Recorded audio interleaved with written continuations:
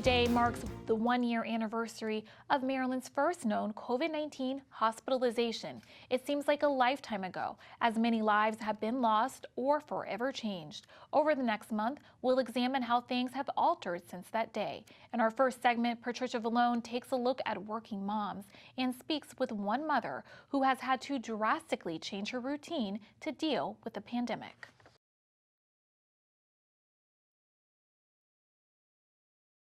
Just about everyone's life has turned upside down since the pandemic began. When the weather's nice, you'll often find Jun Chang outdoors, practicing his instrument during his virtual band class, something unheard of before 2020. His mother, Suki Chang, is one of nearly 1 million moms who are unable to return to work because virus restrictions have increased responsibilities at home. It's a really awful time.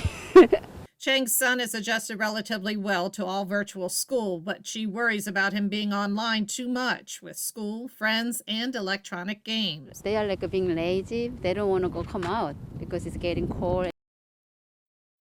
She pushes him on a regular basis to go biking outdoors to get fresh air and exercise. Chang worries more about her daughter, Leah, who has had trouble adjusting to being on the computer so much. Her report card, it's the worst one? Yes. Because she said every time I hate the screen learning, I want to go back to school, and because she cannot concentrate during the class. The issues aren't just with her children. Her father-in-law, who lives with the family, can no longer use public transportation to get to medical appointments because of the increased risk, so Chang must pick up those duties. No one in the family has been able to see her mother-in-law for the past year because she resides in a nursing home where she also caught COVID last spring. Many moms these days are beyond exhaustion. I think I don't have my life because I have to take care of 24 hours of my kid and my father and my mother. But even though schools are reopening for in-person learning, Chang is one of many mothers who says she won't send her kids back until the fall when more people have been vaccinated against the deadly disease. Patricia Vallone, CTV News. COVID-related scams are reportedly on the rise in Maryland. U.S. Senator Chris Van Hollen joined Maryland Attorney General Brian Frosh for a virtual consumer protection forum today. They're warning residents that scammers have attempted to sell fake vaccines. They also say scammers are targeting seniors who receive stimulus checks. So many of these scams are online scams, and so this additional funds in the bill that we hope to pass later tonight will provide more funds for the Consumer Product Safety Commission to address those. Also, just to better inform consumers, as our Attorney General is doing about the risks that are out there, so they'll be less likely to fall prey to them. It also includes over $30 million for the Federal Trade Commission to combat those who are engaged in unfair and deceptive trade practices. If you believe you have been a victim of fraud, contact the Attorney General's Consumer Hotline at 410-528-8662. It's a day of remembrance in Maryland. This evening, officials will pause to honor the lives lost to COVID-19. Prince George's will host an event at National Harbor at 6 p.m. The governor will hold a similar event in Annapolis. According to Johns Hopkins University, the virus has claimed 520,000 lives nationwide. The death toll in Maryland is nearly 8,000. More COVID-19 numbers for Maryland. 913 new cases were added over the past 24 hours. The positivity rate is at 3.28, and 8 deaths have been attributed to COVID-19 since yesterday. In other news, a former Trump administration aide has been charged in connection with the January 6th insurrection. Frederico Klein is seen here in a red circle on an FBI poster, seeking information about the attack. Klein faces numerous charges, including assaulting an officer with a deadly weapon. He is the first member of the Trump administration to face charges in connection with the attempted coup. Meantime, a Baltimore County man was federally indicted yesterday for his alleged role in the deadly attack. A House impeachment manager in President Trump's Senate trial is now suing him. California Democrat Eric Swalwell alleges Trump incited the events that led up to the deadly Capitol assault on January 6. He is also suing Trump's son, Rudy Giuliani, and another Republican congressman for their actions. Swalwell says they made false allegations of voter fraud and theft and called for violence. Another representative filed a similar lawsuit last month. A coalition of groups held a rally in Annapolis last night to advocate for what they call real police reform. Protesters say they're frustrated with amendments to a bill that would have repealed the Law Enforcement Officers' Bill of Rights. The advocates say amendments to the bill would, for example, eliminate civilian oversight of police and allow for expungement of records. Organizers say some lawmakers who criticize the changes still support the bill with the proposed amendments. So we have a problem, and we made it clear that if they don't want to do what we want to do, the people want them to do, that we'll vote them out until there's a real change. Also, Prince George's County is reportedly planning to release its unredacted report in response to a discrimination lawsuit filed by Black and Hispanic officers. You're watching CTV News. I'm Keisha Butts. We'll be back in one moment. You're looking at me in the future. Okay.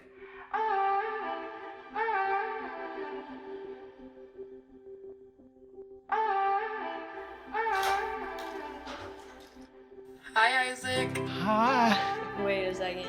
Do you know who I am? Julia. This is Jaina.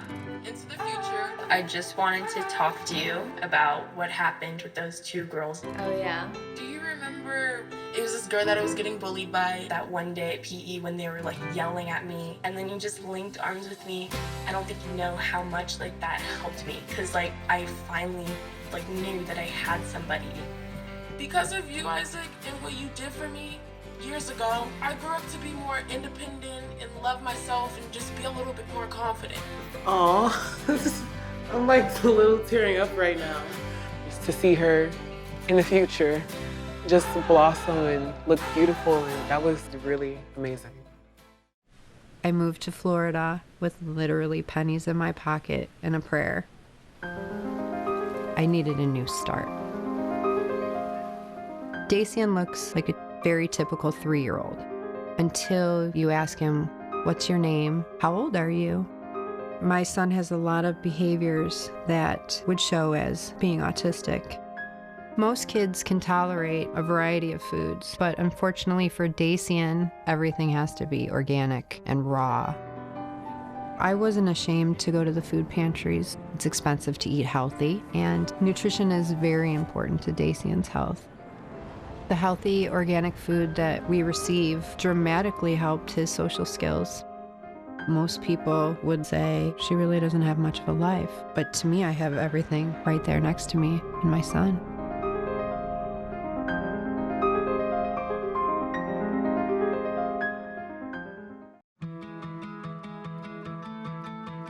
There was a time in my life where I was extremely homesick. I decided that I needed a pet. When I first saw a turtle, my heart was full. He jumped up and kissed me and like jumped right into my arms. I immediately went up to the volunteers at the shelter and said, I want him, like he's gotta come home with me. Now I'm anything but lonely. Every day with Turtle is a perfect day and keeps me company when I'm doing schoolwork. I like it when he jumps up on the table too. He is a veggie thief. He's an incredible companion and my best friend. Can't say that I've met anybody that doesn't love him too. When I adopted Turtle, I discovered all the things that make him unique. He's a little bit of a lot of things, but mostly he's all pure love.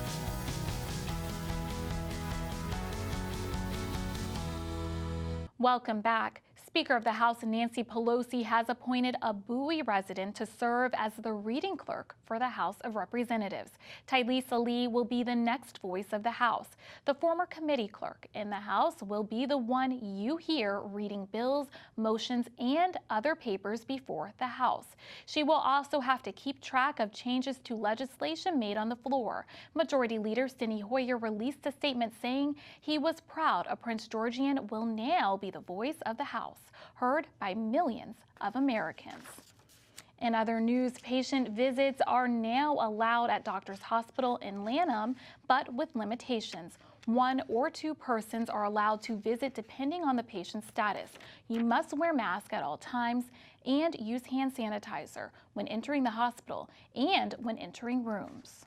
While Moms Demand Action is aiming to prevent suicides by firearms, the group is hosting a webinar this Sunday called Keeping Guns Away from People in Crisis. Experts will discuss the state's red flag law and safe practices for storing guns. They will also talk about what you can do if someone you know is suffering from a mental health crisis. Dorothy Paul lost her son and father to firearm suicide. It's such a devastating catastrophe to both the family and the community, because these are people that could have gotten help and gone on to live productive lives and just found a way to live as opposed to a way to die. The webinar is at 3 p.m. For more information, visit momsdemandaction.org. A Prince George's lawmaker wants to bar new power plants in the county. Delegate Julian Ivey is sponsoring House Bill 613. It would ban the Public Service Commission from permitting any more coal or gas-fired generating stations. Ivey says there are at least 3 in the Brandywine area. We already have enough energy capacity for our county, for the surrounding jurisdictions as well. This is just saying we are going to invest in green energy sources rather than allowing for coal and gas power plants to come to Prince George's. The bill had a hearing last month. Parents Against Vaping, E-cigarettes, and flavored tobacco joined forces with Mary Perg for a virtual event. The parents are backing legislation that would end the sale of all flavored tobacco. They took part in a webinar yesterday to learn about tobacco use prevention. One of yesterday's presenters was Central High School student Makaya Cheatham. When you're trying to get a bill passed, they like to throw in like the age restriction that we have. I think we have a 21 age restriction when it comes to flavored tobacco, and it doesn't work. You know, there's ways to get around the bill. Are you trying to prevent flavored tobacco completely without an age limit and everything? Yes. Like, just take it all away, because the reason we're targeting flavored tobacco is because the flavors would attract people my age and people younger. Because if something tastes good, they're gonna want more of it. You know, if you offer a kid vegetables, he's not gonna want vegetables, he's gonna want candy. And you're concerned, you've been seeing this in school. Yes. And what are your concerns about that? Like I said, it's a distraction. 1, it's not good for our health. 2, and like I said, something should have been done about this. The legislation is currently before the Maryland General Assembly. The Maryland State Board of Education is pushing back standardized test dates again. The board voted yesterday to delay the tests until fall. Students will take shorter versions of the English and math assessments. The board had planned to hold the test this spring. Well, let's get a quick check on our 3-day weather forecast. Tonight, clear with a low around 39. Saturday, sunny with a high near 45 and a low around 27 degrees. Sunday, sunny with a high near 42 and a low around 26. Monday, sunny with a daytime high near 50 and an evening low around 34. And now for the community calendar. Tacoma Park and Habitat for Humanity are partnering to offer residents affordable home ownership opportunities. The organization is renovating a property on Garland Avenue with plans to convert the space into a duplex. Completed applications must be submitted by mail only and postmarked no later than March 20th. For more information, visit habitatmm.org and search for Tacoma City Homeownership. And that wraps up our CTV News Update. I'm Keisha Butts. Have a good night and a good weekend.